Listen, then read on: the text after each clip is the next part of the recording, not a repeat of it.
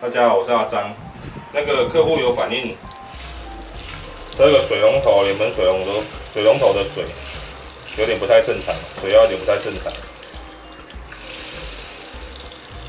哦，有看到它这个忽大忽小。那我们现在来检查一下它到底是什么问题。首先，我们先来检查一下它水龙头下面的这个过滤头。这过滤头里面有很多的脏东西。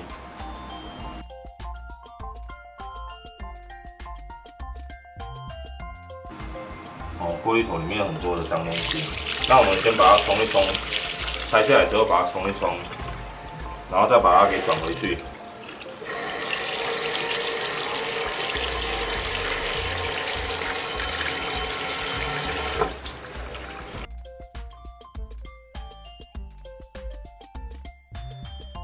确定它干净了，我们再把它转回去。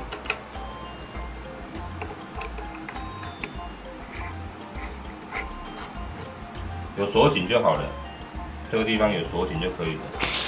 然后我们再把它开水测试看看，那就不会忽大忽小了。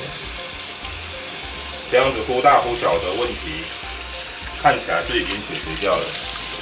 然后我们还在注意说，它这个地方如果没有锁紧，它边边的那个水流的状况就会有渗漏的情况，那就代表说它旁边这个地方还要在过滤头这个地方还要再锁紧一点。 还需要再紧一点，还差一点点。如果真的用手锁还是有这种状况的话，我们就用工具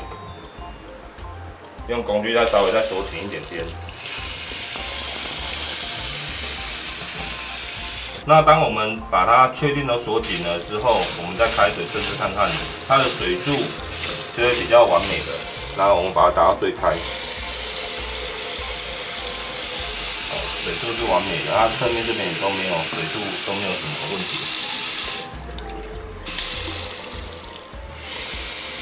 哦，它就不会忽大忽小了。